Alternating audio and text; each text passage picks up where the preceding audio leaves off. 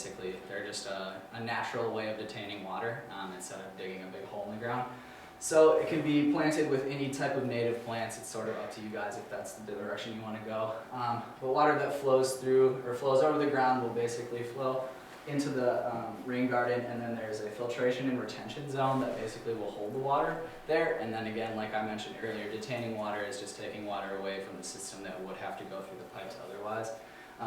This is relatively expensive. It's very aesthetically pleasing. Obviously, it's not something man-made looking that's going to like beautify the neighborhood, and I know that's important for a lot of people. But there's a pretty significant construction cost in terms of being able to, you have to create an outlet drain that will drain the water into the existing network, and that if you just leave it like this, basically the water would pool there and it wouldn't have anywhere to go, so then the next time there would be a storm, it would just be like it was ground again. So that's it's a good, effective way to detain water, but also it's relatively expensive and would have to be maintained a little bit. And then the last one that we had was a detention basin, and a detention basin is a much less aesthetically pleasing version of a rain garden. And it's basically this big hole in the ground, as you can see over here, and you can fill it with rocks, but that's essentially, it is a big detaining, a detention basin, excuse me. So we have a site here that we thought would be really appropriate for a detention basin. It's on the northeast corner of 2nd Street and State Street, and there's an existing parking lot right there. That's sort of gravel already, and it's next to the ball diamonds. And there is also an inlet structure there that during really intense rainfall events experiences some surcharging, which is basically when water flows out of the inlet structure because the flow in the pipe is so rapid, and instead of collecting water and putting it into the pipes. So for the optional choices, we decided that the detention basin would be the most appropriate and the most effective for solving the standing water mitigation issue. So we have a complete design here. There are no dimensions on it, but we have the design over here on paper as well to look at. And again, this is a satellite image of that site that we just showed you. It's in the southwest corner of that parking lot, and underneath this little dot right here is where the inlet structure is. So we thought it'd be a perfect site for a detention basin just because water that's flowing out of that inlet structure during intense rainfall events could be captured right away. All the water that would be flowing down that parking lot would also flow over to the north bank into the detention basin right away. There would have to be an embankment along the south side to prevent any water overflow from getting near 2nd Street.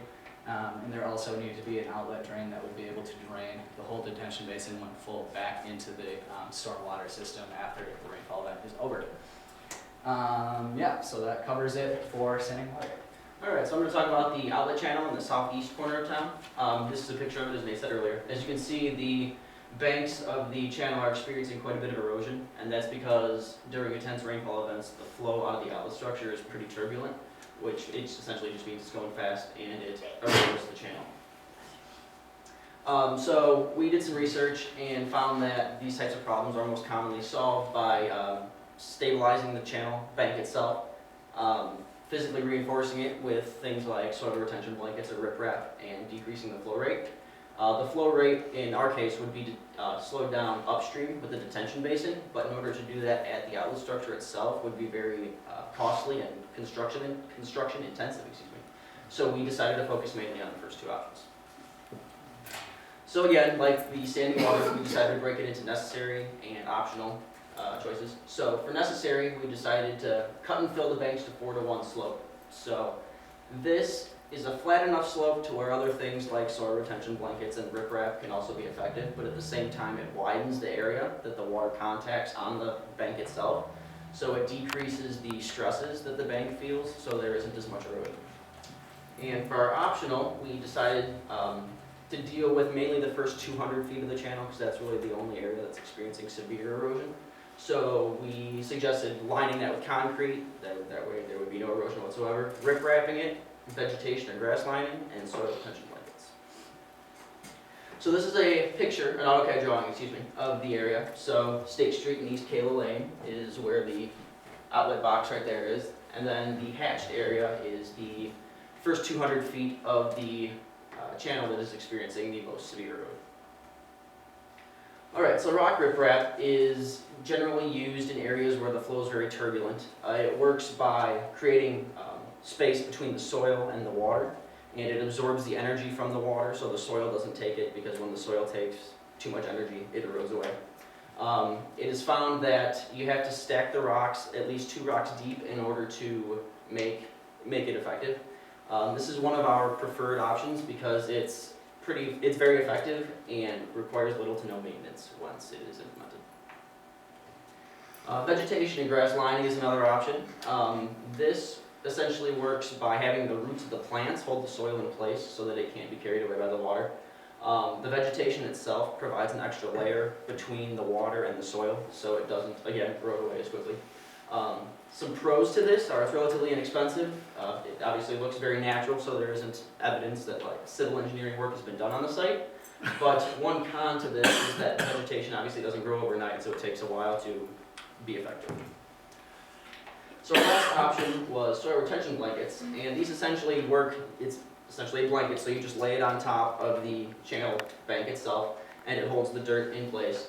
And when it's paired with vegetation, so you cut little notches in there and then plant plants in it, so it's kind of doubling up on the soil erosion prevention. And we like this option as well because it's very relatively cost inexpensive and it is very effective. So for our final design for the outlet channel, we decided to pair the cut and fill with a combination of the soil retention blanket and riprap, which you can see here. This brown represents the soil retention blanket, and these are the riprap rocks. So we chose this because we felt it was the most effective with respect to cost.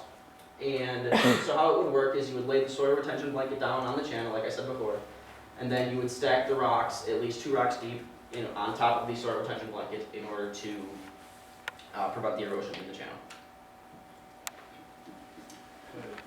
The cost of standing water mitigation can be broken down into its components. The first is clearing the dry pipes, and the second is the detention basin. And the total cost is $5,900. Also, the cost of channel bank erosion mitigation can also be broken down into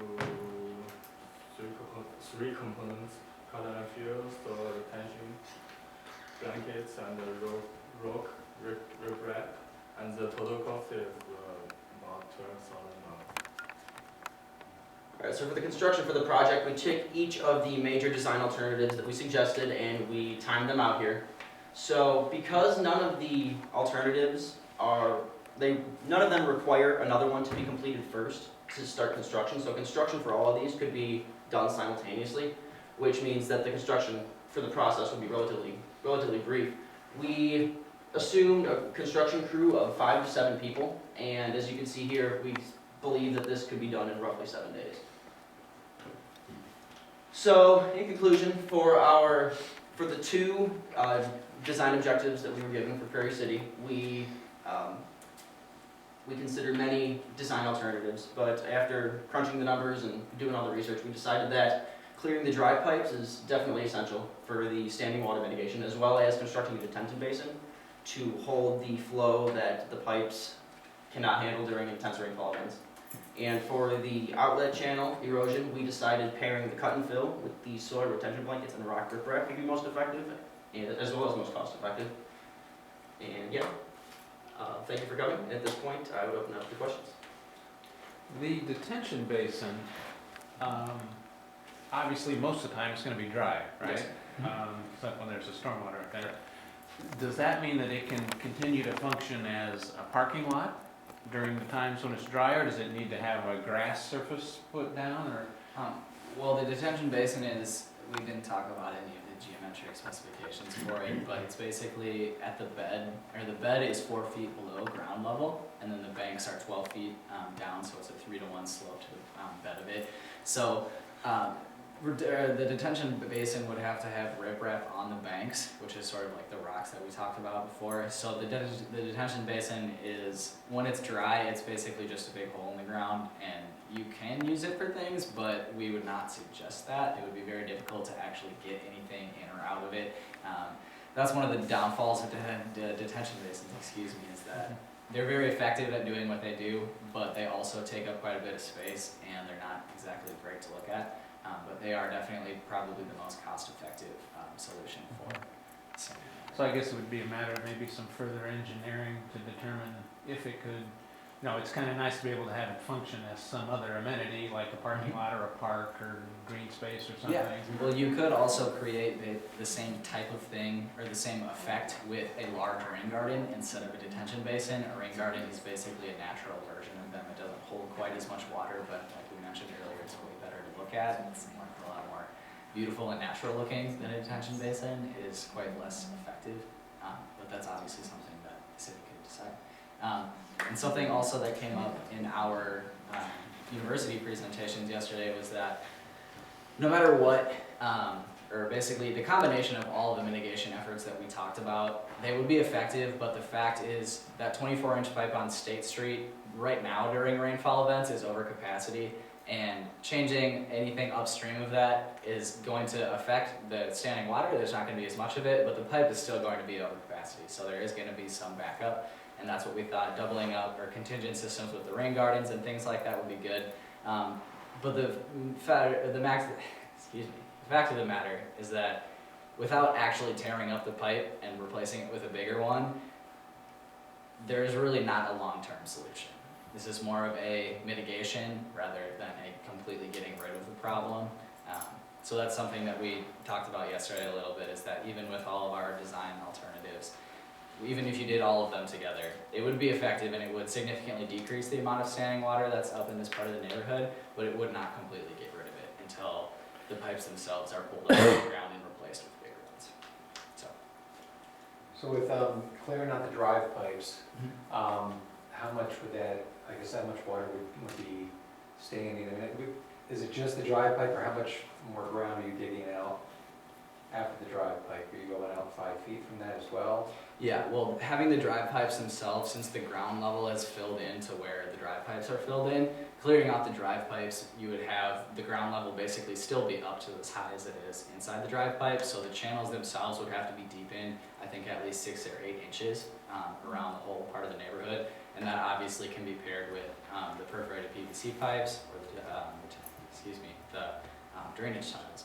But just clearing out the drive pipes themselves would be effective, and it would allow water to move through there, but if the ground level itself is not matching with the bottom of the pipe, there's obviously going to be